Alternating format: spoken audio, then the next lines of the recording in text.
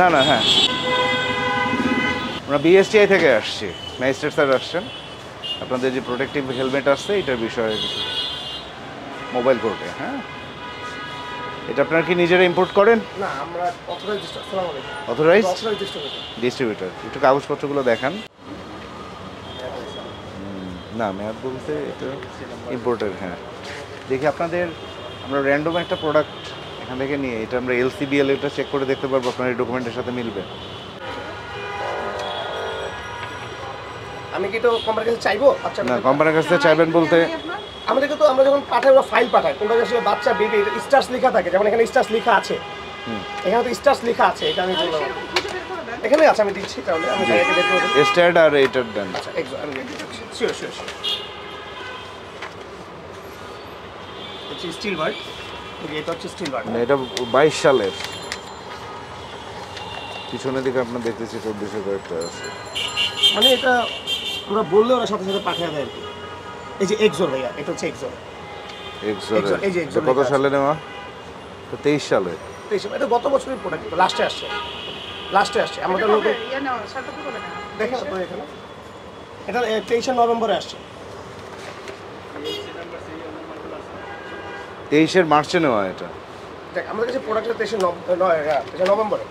না না না, এটা তাহলে ট্রেস করবো কিভাবে? আমরা ট্রেস করবো কিভাবে?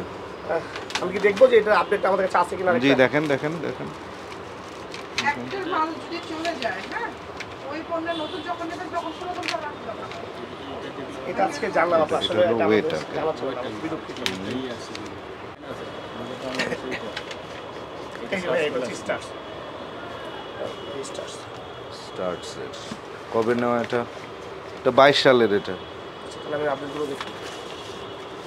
না, এভাবে তো ট্রেস করা যাবে না। আপনার এলসিবিএল এগুলো উল্লেখ থাকতে হবে তো একটা প্রোডাক্টের গায়ে। হ্যাঁ, আমরা তো আসলে জানি না, আমরা আপনাদের ওদেরকে বলে দিতে হবে No. না, আমি একটু যদি আমি বলি ব্যাপার হচ্ছে আপনারা যখনই বিএসটির জন্য আসেন আমরা ওদেরকে বলে দিই যে অবশ্যই বিএসটির যে চালান থাকে এটা আমাদেরকে, যেমন ওরা শোনেন, আপনার আমাদেরকে যেকোনো WhatsApp-এ একটা পাঠিয়ে দেয়, আমরা just আমি একটু print করে- শেষ করি, আমি একটু হ্যাঁ, শোনেন। sure, sure. যেটা হলো এই চালানটাতে মনে করেন এটা একটা ছাড়পত্র, এখানে দেখেন এলসিবিএল, তারপরে কোন ইনভয়েসে আসছে, কান্ট্রি অফ অরিজিন কি, সব কিছু এখানে লেখা আছে।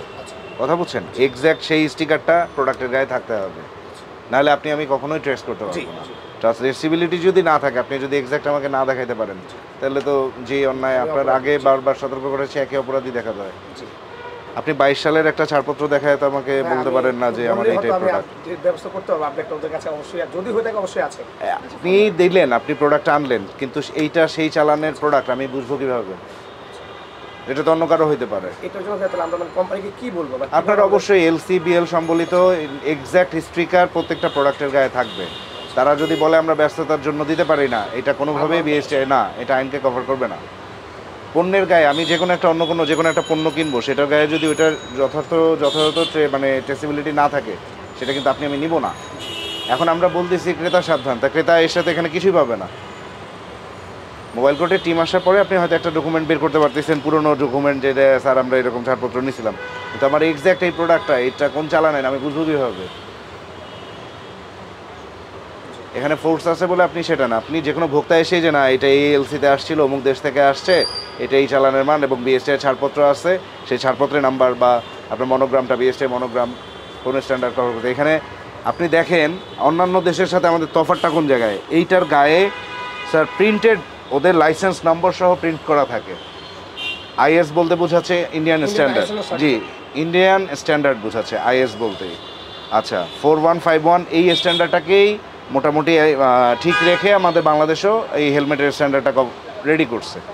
সেইখানে ইন্ডিয়াতে যখন একটা প্রোডাক্ট বিক্রি হচ্ছে, তারা তাদের সার্টিফিকেট নাম্বার সব কিছু প্রিন্ট করায় নিচ্ছে, হোয়ারেজ বাংলাদেশে আসার সময় আপনি এখানে কোনো ট্রেসিবিলিটি থাকতেছে না, এটা তো মেনে নেওয়া যায় না। এখন ভাই মানে আমাদের সব করতে হলে আমাদের কি লাগবে একটু যদি আমাদেরকে আপনারা যখনই চালান কোনো প্রোডাক্ট নিয়ে আসবেন 100% স্টিকার, এবং প্রত্যেকটা স্টিকারে যেন এলসিবিএল কনফার্ম করে। মানে এই যে এই কোড নাম্বারটা থাকে এইখানে বলা আছে, যে কোনো একটা ছাড়পত্রে বলা আছে, দেখেন কত পিস মাল আসছে সেটার কথা পর্যন্ত দেখেন। এই যে দেখেন 2700 পিস মাল আসছে এই চালানে।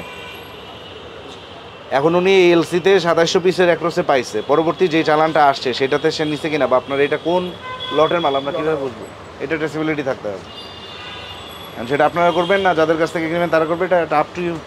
আপনি কেনার সময় যদি এটা বুঝে না কিনেন, তাহলে বিক্রি করার সময় স্বাভাবিকভাবে আপনি প্রোভাইড করতে পারবেন না, এটাই স্বাভাবিক। জি, এ ব্যাপারে একটু সতর্ক হতে হবে।